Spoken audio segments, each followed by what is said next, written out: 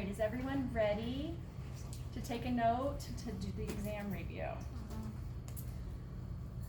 Now, all right, I guess you can start. I start. Here. Okay. Included on this exam is everything from Module 2 and Module 1. There will be questions that go back to anatomy and physiology and different things like that that we've previously tested on, that you've covered. I'm doing this to keep your brains hopefully a little bit more active and you to remember the stuff that is important, because it does flow over into Module 2's information. So if you know the anatomy and physiology of the respiratory system and the cardiovascular system, hopefully that makes knowing the lobes of the lung and the branches of the different airways a little bit easier to remember, okay? The exam will be at least 50 questions, no more than 100. It's gonna be somewhere in there. I'm still typing. It's usually somewhere in like the 70-75 range.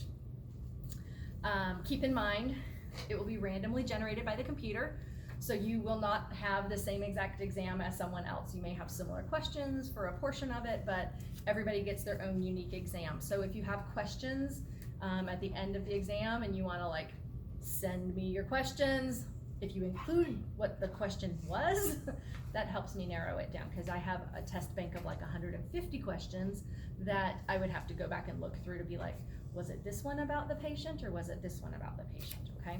I know after the first exam, somebody like, I don't know if you cut and paste or copied and pasted it or whatever, but that helped me to identify which question it was in question. All right, so for this exam, you need to be aware of and know the pictures from positional drainage. My brain is fried. The positional drainage lecture. You need to know the pictures of the lungs, the tracheobronchial tube branching, the names of the different segments of the lungs. You'll need to be able to identify them. There are pictures on this exam. So if I give you a picture, you need to be able to name it. If I give you the name, you need to be able to identify it on a picture and vice versa, okay? Same thing with the pictures of the positional distraction or the positional drainage stuff. You need to be able to look at the picture and be able to choose which one of these particular lung segments would be drained using that position. Trust me, I'm not gonna be like super like all of the 20-inch elevated foot ones like to choose from. Like it's gonna be kind of obvious, so that you kind of hopefully get like, oh well, the pictures of the person on their side and their right sideline, so it's probably a left lung segment type thing, okay? We started this module talking about medical terminology. As a reminder, your pulmonary medical terminology segments are due today, I believe. So if you haven't gone in and done those, this is your friendly reminder. Also, we talked about like ectomies, otomies, things like that. So all of those suffixes, you need to make sure that you understand and you kind of have an idea of an example of those so that you could maybe match them up. We talked a lot about anesthesia. So go back in and review the anesthesia. What are the risk factors? Who's at a higher risk of having complications from anesthesia? What are expected side effects from anesthesia? What are unexpected side effects from anesthesia? How does anesthesia affect the respiratory system versus the cardiovascular system? Are there certain patient populations, genders, or ages that are more susceptible to risk and things like that? We talked about when we have a patient that might be having a surgical procedure, one of those ectomies or otomies or things, that there are things that we should try and teach them how to do preoperatively, what the purposes of pre-operative physical therapy are versus post-operative physical therapy. We talked about, showed you really great videos about like flail chests and things like that. So know what that is and kind of how to identify it, which direction things move during an inspiration versus an expiration phase of breathing with some of those different conditions. You guys did fabulous trifold brochures on different conditions during this module. And so if you go back in and study all those different conditions, you should know really well the one that you created, but go in and look at all the other ones.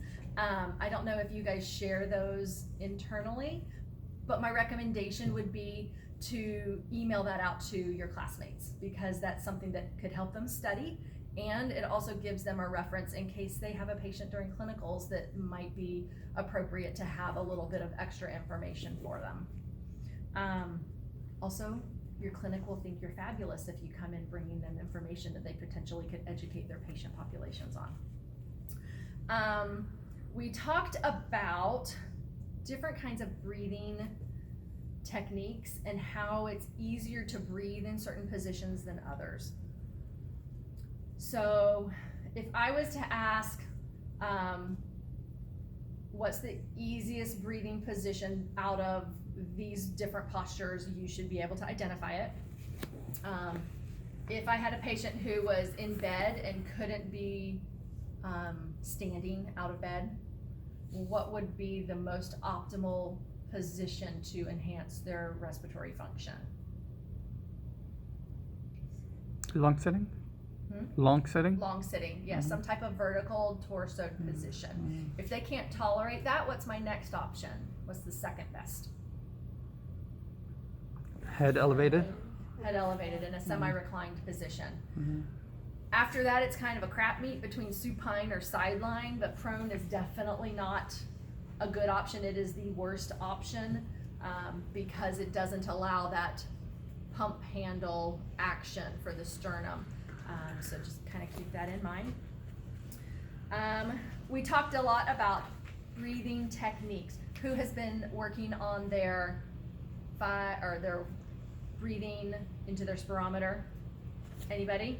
I Did finished you get that. all of your days consecutive yet? Yes, I did. Did you notice any improvement? Yeah, I did. That's the discussion board I need to add. That's the one. Oh, Remind me. okay. All right. I'm like, I knew, we've been texting. I knew there was one thing. I'm like, I haven't opened something up and I can't remember what it was for now, and it's bugging me.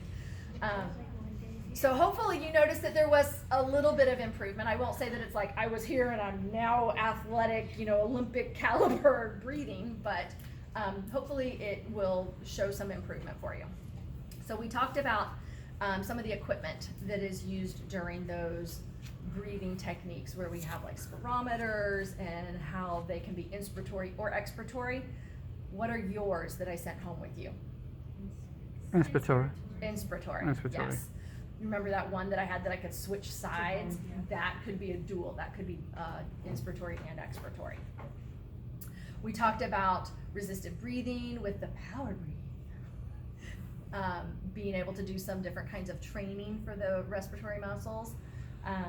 We talked a lot about different kinds of breathing techniques.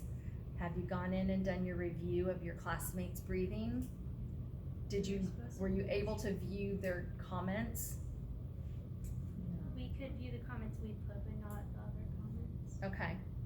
You couldn't view, you couldn't view what Megan said about you? I could view what the people who did mine, who commented on mine, I could see that, but I couldn't Yes. see the other comments. Yeah, no, you shouldn't be able to see Okay. the other people's, but you should be able to see the feedback on your own video. That's what you should get. Huh? If you see the comments, you'll see it, like in the assignment. Or go onto the Canvas app and there's a comment section. You Yeah. just scroll it up. Yeah, you go to submission first, I can and then show you later. it'll say like files, comments, and you hit comment. Yeah. Yeah, Get with a classmate if you haven't seen your comments yet. Sam and I have been making sure that it's working as appropriate, so it should be working. So with those different types of breathing techniques, you could potentially coach a patient through, what kind of patient is appropriate for what kind of breathing technique, and potentially which breathing techniques you should not use with certain kinds of patient populations or diagnosis. We know that, know the differences between like, inspiratory muscle training, pursed lip breathing, breathing control, glossopharyngeal breathing, know about, there was a condition that was at risk for hyperinflation. Do you remember me talking about if you do breathing techniques and they get hyperinflated? A condition or a breathing Someone technique? with- Is it a condition or a breathing technique? It's someone with less lung resistance, right? I just don't know which condition. All right, I want you to think about those that have obstructive versus restrictive lung diseases. Mm-hmm. There's an obstructive lung disease. Asthma. It's long-term. I think it's COPD. Yeah. COPD, oh. What's that? And they have the Okay. ability to take in air, but they have difficulty Expiration. expressing it during expiration. And so they have a tendency to get a lot of air in, so they'll hyperinflate, but then they aren't able to get it out. So that leads to decreasing oxygenation, saturation, because they're not breathing in that new air because there's nowhere for it to go. Okay, so go back in and review things like that for each of your conditions with the differences between the obstructive and the restrictive types of diseases. We talked about how GPB could be utilized for certain types of conditions. They were more neurologic in nature. You may want to go in and look to see like what exact conditions they were. We talked about hypoxemic and hypercapnic and hypocapnia. You need to know the differences between those. You need to be able to identify maybe the pros and cons of different equipment necessary for breathing. So the difference between like a nasal cannula versus a mask with oxygen settings, things like that, the different kinds of tanks that might be available, whether it's a plug into the wall or it's a large rolling tank or it's a portable little tank.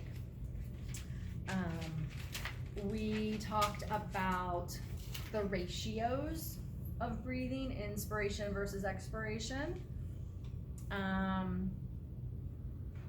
We talked about patients that have fractures as a contraindication to certain techniques. And you should go back in and make sure that you understand maybe the different kinds of impact that might have on ventilatory drive and ventilator use. There was a list of like contraindications in the textbook about things that you should be aware of. I think it's around like 230, 232, 230, somewhere in there. And then we talked about different kinds of exercises and the progression of those exercises, where you may have the patient start, more bedbound, and what a progression would be to get them up and mobile, and what you would need to monitor during those different stages of mobility. So obviously somebody who is going to be utilizing assistive devices, they're gonna have extra workload being applied to them. So they're going to require more energy, more oxygenation. It's gonna be harder for them. So what are some things that we might anticipate seeing as a result of that? What should their heart rate do? Increase, decrease, or stay the same? What should their respiratory rate do? Increase, decrease? Okay. What should their blood pressure do? Systolic or diastolic, or both? Systolic. Systolic. Diastolic may rise a little bit, but it should not be substantially more than 10 millimeters of mercury. How about their oxygenation? It shouldn't lower. It shouldn't be dropping, correct. What should we do if it does? Stop and reassess. See? We need to stop, they need to rest, we need to reassess. If it bounces back up into an acceptable level, then what do? We can continue. Continue. If it doesn't, then what do? We may have to stop treatment, we may have to notify nursing, we may have to, send a progress note or call our supervising therapist if we're in a home health setting, things like that, okay? We talked about, I think it was in module 1, spinal cord injuries and respiratory abilities based on what level. So in this module, we talked more about like ventilation, use of ventilators and ventilatory drive. So those two things kind of tie in together. You may want to go back in and touch base and review on that. There was discussion about how quickly we want to get patients up post-operatively. What's the ideal timeline for post-operative ambulation? When 24 hours? All right, I heard Sam because he's closest, and he said within 24 hours. I think, Nikki, were you saying something? I just said as soon as possible. As soon as possible, okay. Was there, I Alyssa? said around 24 hours. Yeah, within 24 hours. If they're if they're medically stable and they can be upright and mobile, within 24 hours, we want them up and walking.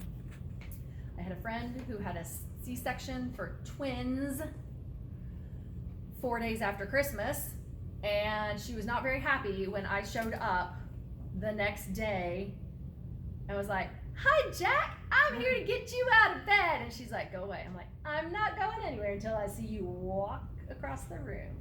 She's like, "What?" I'm like, "I talked to the nurses and they said you've been kind of a pill. So get your butt out of bed." She wasn't happy with me, but it was very important to get her up and moving. Same thing with somebody that is, just had some sort of prosthetic implantation, like a total knee or a total hip, things like that. We need them to get up and moving as quickly as possible. What kind of complications does that prevent for that early mobility? DVTs, contractures. Pressure ulcers as well. I'm sorry? Like pressure ulcers? Yeah, it could be module 3 stuff, like all that integumentary stuff. It could be, facilitating increased healing for the wound incision site, okay? When we talk about, doing some sort of postural drainage, what do you need to do before you do postural drainage? Oh, that's a novel concept, thanks. I think we'll do that. What position is best to listen to those lungs? Anybody? Sitting. Upright, some type of sitting position. If I'm listening to a posterior segment of the lung, where am I putting my stethoscope? You got it, we're gonna put it on their back.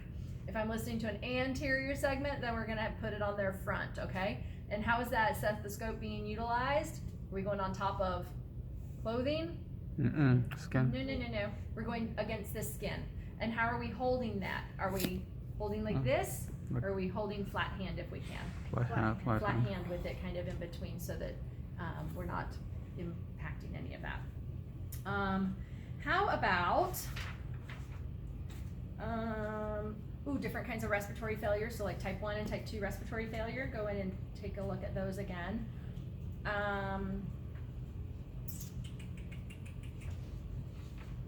We talked about different kind of neurologic conditions, not like really in depth about what they are, it's in a lecture, but more about like how they might impact a person's ability to breathe, which is kind of the focus of the whole doing the trifold brochure thing, to go in and see like what type of condition it might be, whether it was smoking or it was, Guillain-Barré or it was polio or it was whatever, Duchenne's muscular dystrophy, like how does that impact the patient's ability to have pulmonary function optimized? We need to know, anybody grow up on a farm? I don't know that I've used this term yet, but I know it's in the book. Weaning, you know what weaning is? Anybody wanna just, Sam's shaking his head, he does not know what weaning is. Say weaning? Huh? What's the word? Weaning, Weaning. So like if you have a baby who feeds on breast milk and you try to stop them. Right. slowly. It's a gradual removal of some type of intervention.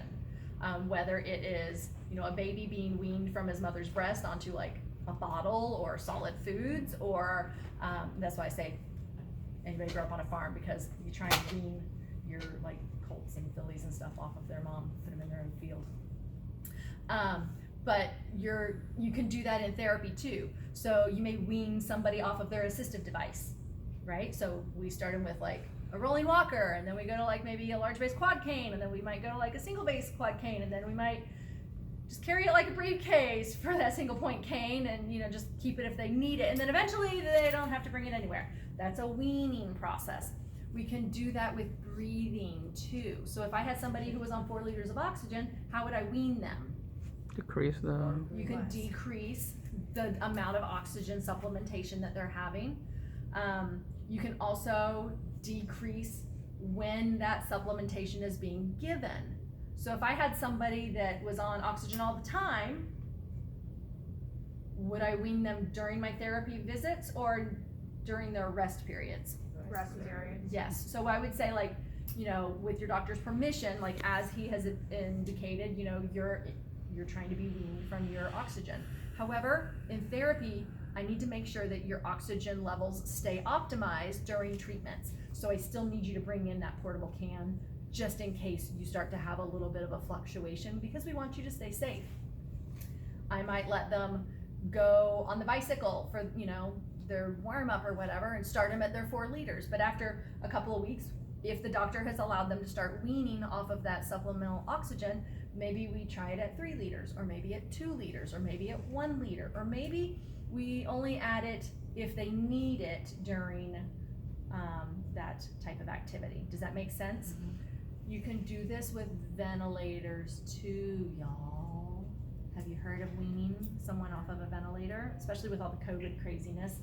That's a term that you guys might have heard. So you need to be aware of what that process is. It's that slow, gradual removal of that assistance. If I had somebody on a ventilator that I was trying to wean off, what do you think that would look like?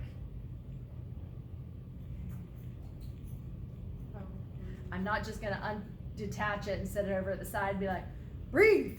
So you have to assess that they're able to breathe before you take it out? Right, you need to be able to see like, are they able to have diaphragmatic function? Are they able to expand their lungs? How is their, accessory muscle strength and function? Because they may need all of those things to work together as opposed to just using a primary breathing technique, okay? So just kind of think about those types of things. Your pictures out of your O'Sullivan book are the ones that I'm using. They're like around page 516 or so. So that grouping of pictures for your postural drainage might be important for you to review. We talked about airway clearance techniques, not just breathing techniques, but airway clearance techniques. So what is this? The huffing. Huffing. What is this? Coughing. Coughing. Right. Okay. You need to know when to use them, on which patient populations, why there's a difference in them, what's the critical difference between them. You need to know about your manual techniques during postural drainage. So we did this one. What's that one called? Percussion. Percussion. Mhm. So we used a closed hand, thumb tuck, cupped position for the hands, closed together with firm pressure, right? And how long do we do that? 3 to 5. 3 to 5 minutes. And how tired did you get? Uh, I'm pretty tired. Okay. How about when during the breathing cycle do we utilize that one? Inspiration and expiration, yes. What about the one where you have a force-producing hand and a passive hand? During exhaling. During expiratory phase only. So is it more effective or less effective than percussion? Less effective. Because it's half the time, at least. How about, what is this one called, where you do this? Shaking. Shaking, and it's a bouncing motion. How about this one? Vibration. Vibration, okay. And you need to know, out of those three things, percussion, shaking, and vibration, what's most effective and least effective. Let's see.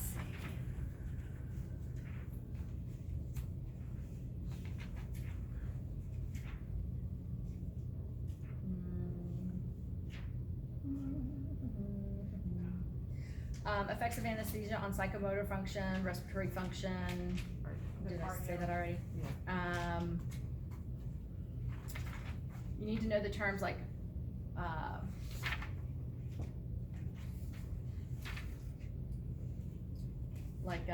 bradypnea, tachypnea. So you probably haven't heard those terms per se, but what is bradycardia? Slow heartbeat. Slow heart rate. So bradypnea is Slow breathing. slow breathing, right? Okay, so that's where like some of the medical terminology stuff kind of pulls over. We talked about different kinds of lines that your patient might have. Central lines, IV lines, different types of ports and shunts and drains.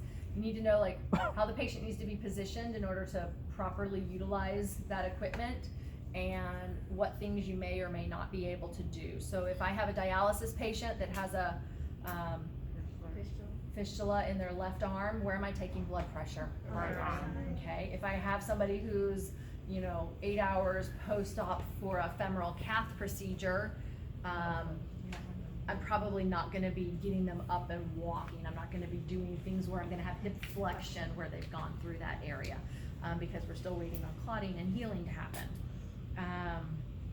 We know that there was some information about like how the tissue of the lung actually physically ages as we get older, and how that impacts our ability to breathe and get gas exchange, and like the springy sponginess of it. Oh look, pictures. Let me see. Oh, look for pictures. Let me see. They're thinking it's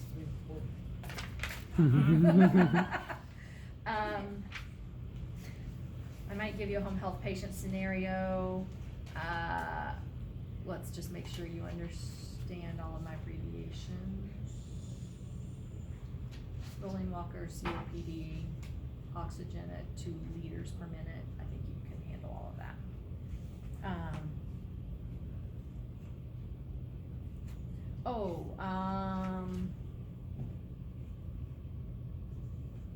Absorption atelectasis.